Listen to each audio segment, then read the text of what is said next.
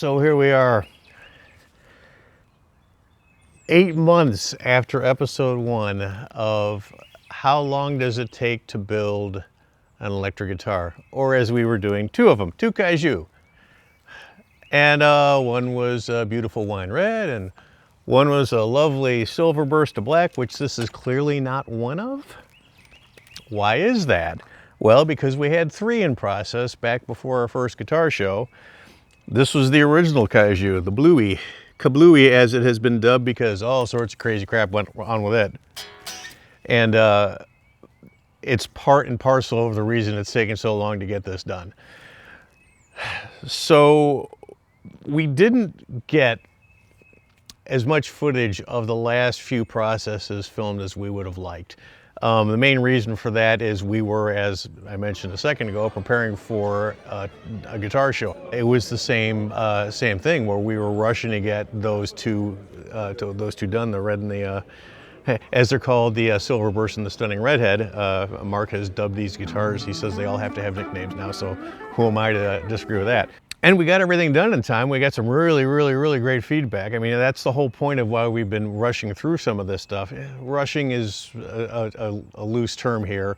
We have been working as hard as we can, as fast as we can, to get them as perfect as they can be. Which means sometimes getting things done in a timely fashion precludes turning on the cameras and setting the lights and sitting outside in the lovely nature. In fact, I recorded the beginning of this, I think it was right before Christmas, or at least it was very soon after that. I wonder if I had any words of wisdom back then about this.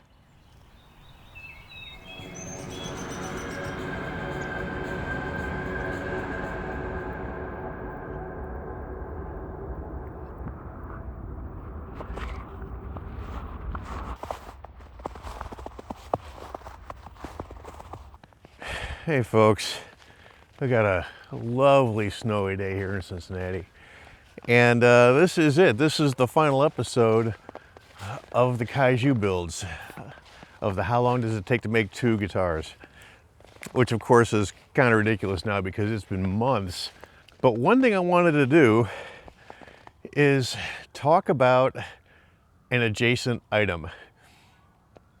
The first Kaiju was the blue one, which is turned into, dubbed by Mark, the Kablooey. And the reason for that is just about everything you can imagine went wrong after it was basically done.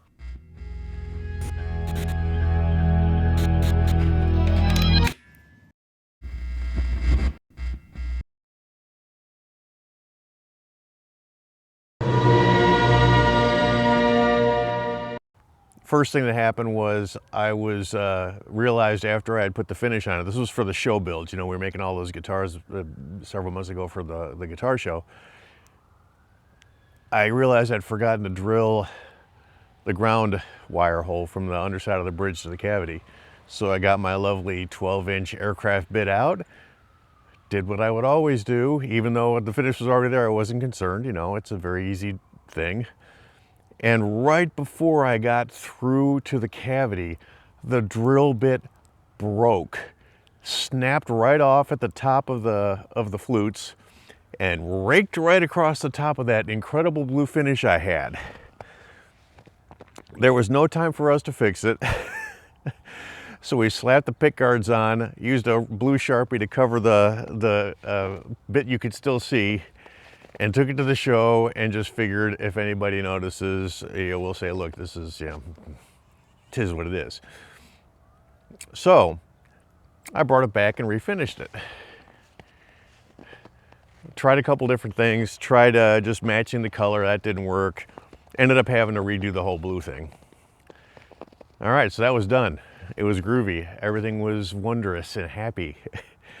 I gave it off to Mark, and in the process of doing the wet sanding, which has been done a million times before, he uses wax to get into all the holes, so there's no possibility of the water getting under the finish and causing damage, but it did anyway.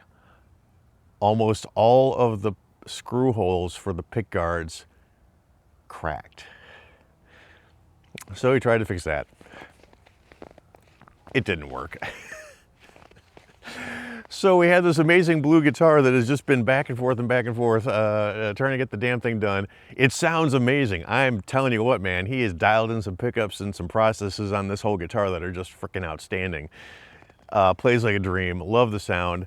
So I'm going to, one more time, fix the top. But also, one of the things we didn't realize, I didn't realize when we were building the original, was these Nova bridges we're using, which are really, really groovy, but they're a little taller than like a hardtail or like a Strat bridge, so I had not calculated there was a difference in height. Our new models, there's actually a recess in the guitar top that bridge sits down in, I don't know what, yeah, about 1/16 of an inch or less. It's less, I can't remember what the number is. But we didn't do that on the blue one, so Mark had thrown a shim in. Well, we don't like using shims, that's no fun. So I am going to start off this refinishing the top process by making a jig, because I do that, to route out that cavity, that little recess for the bridge, because why not? If I have to refinish it anyway, might as well get it perfect. So let's go inside, crank up the computer, pull open the files and get that going. All right, so I have exported a DXF file out of Illustrator, opened it up in my CNC software, and that's what we have here. This is the top of the Kaiju. So, and I've already saved it out as a new bass bridge recess jig, so I can get rid of all sorts of stuff I don't need. All right, so I do need that, and I want to use these guys to align this. So first thing, I think I'm gonna make, oh, looks like I already did it. Yeah, okay, so this inner line, I don't know if you can tell, that's the actual size of the bridge. This one here gives me just a little bit of squeak room for finish.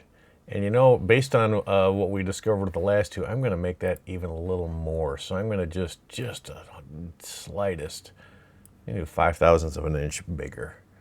0.05, outside, apply. There, I think that'll be better. So if we go in really close, you can see there is indeed a little more space. So that's going to be my template hole. My template hole? My router guide. So that's it. So that's the jig. I'm gonna run out and make that. Won't take hardly any time at all. And I'll know pretty quick if I can then put it on the guitar and do what I need doing.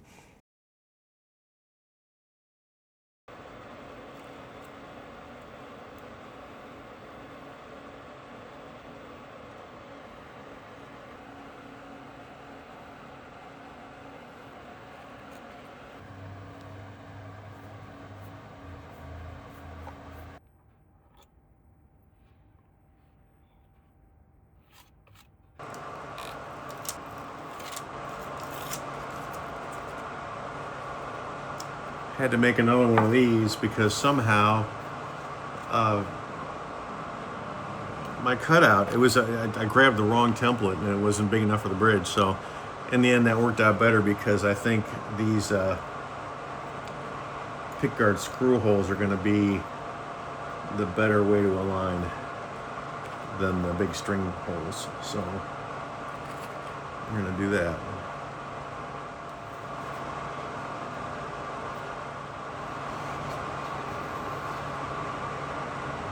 Actually, this is a whole lot better. I can really see where the existing lines are.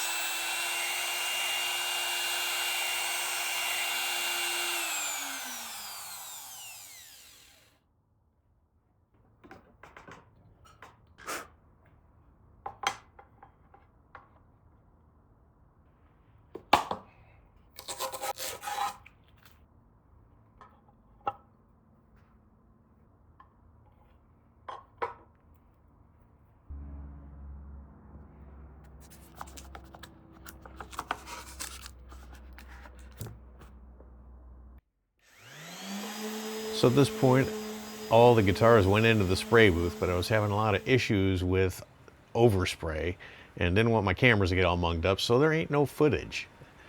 But that being said, use your imagination and see these instruments getting lovely, lovely coats of color and clear applied oh so applicably. And with that, I suppose we should return to the present.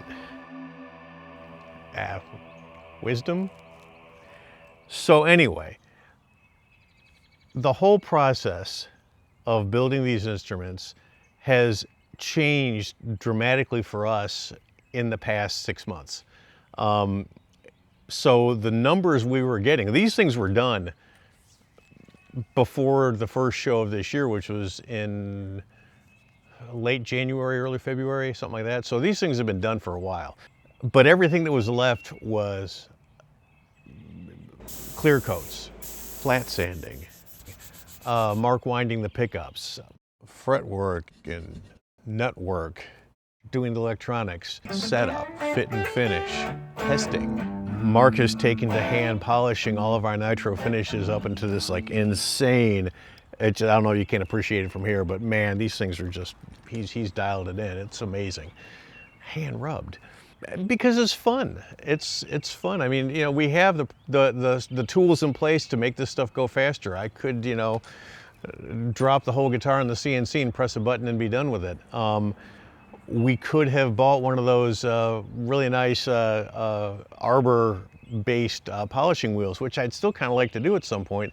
But until we're doing more volume, hey man, if Mark enjoys polishing, it's just like I enjoy, you know, getting the mallets and the chisels out and carving out some cavities or some recesses and belly cuts and strange things that almost completely don't exist on these guitars. So, from beginning to end, not counting the dry time, and because we got to count the dry time for like the whole shebang.